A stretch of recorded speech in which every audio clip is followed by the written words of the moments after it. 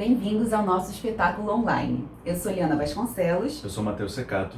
E nós somos o Duo Cello em Movimento, um duo que já tem aí mais de 5 anos de estrada e onde nós trabalhamos a conexão, a união da dança e da música em cena. Nós utilizamos diversas linguagens da dança, desde o balé clássico, sapateado, dança moderna e dança contemporânea.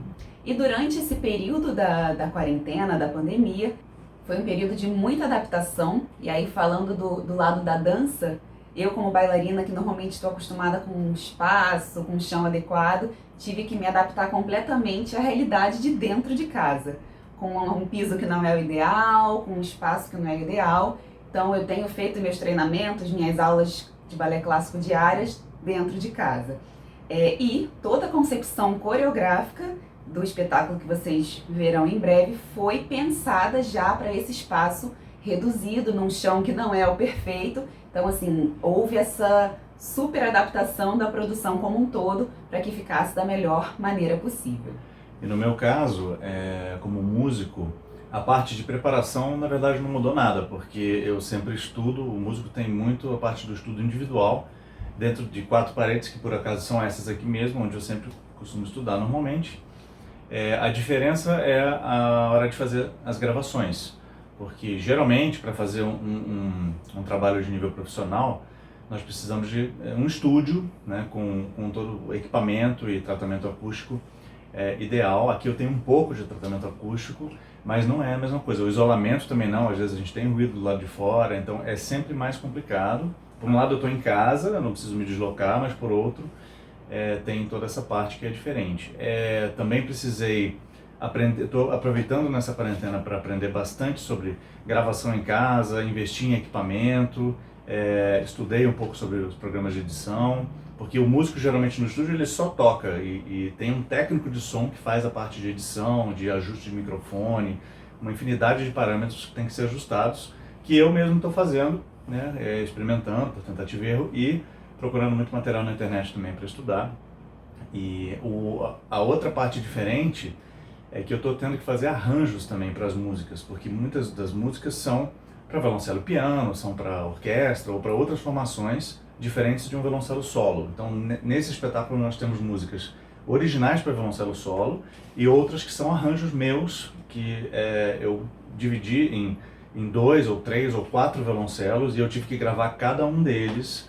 E aí isso vem com a edição também, que eu gravo um violoncelo, depois eu gravo outro, vê se ficou bom, depois eu gravo o terceiro e faz a montagem que vocês vão poder observar durante o espetáculo. O espetáculo que vocês assistirão hoje chama-se Dança é Música Feita Visível, uma frase do grande coreógrafo Balanchine e que nós acreditamos que traduz muito bem todo o ideal do nosso duo, dessa conexão da dança com a música.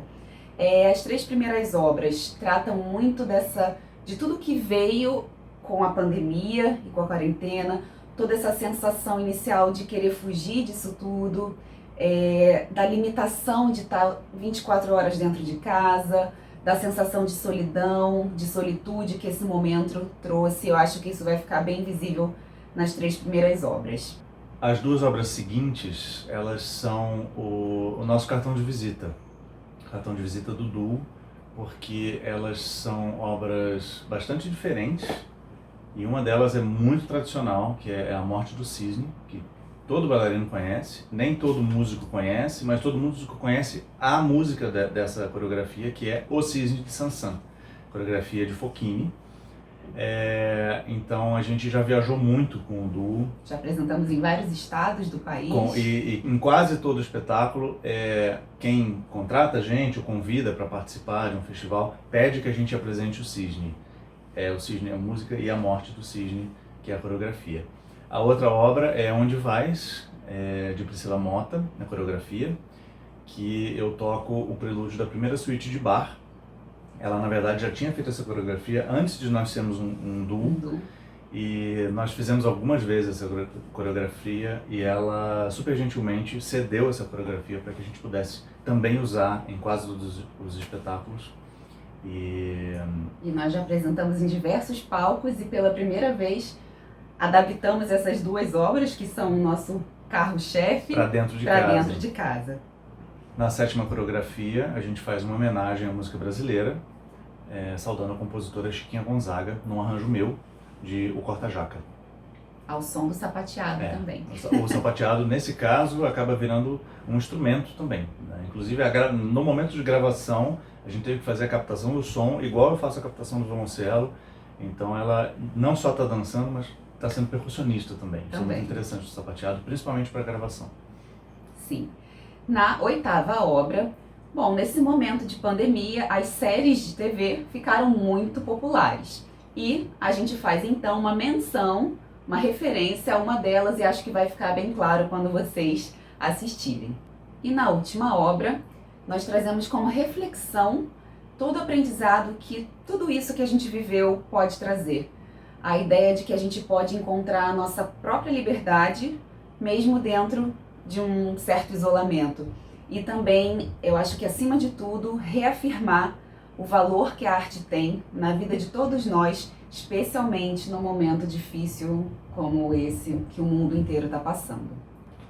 Esse momento de extrema dificuldade para todos, de todos os lugares do mundo, ele traz muitas angústias, como a gente já falou antes, mas ele também está trazendo uma oportunidade da gente desenvolver outras técnicas dentro da nossa arte, do nosso trabalho. Eu acredito que isso vale para qualquer profissão.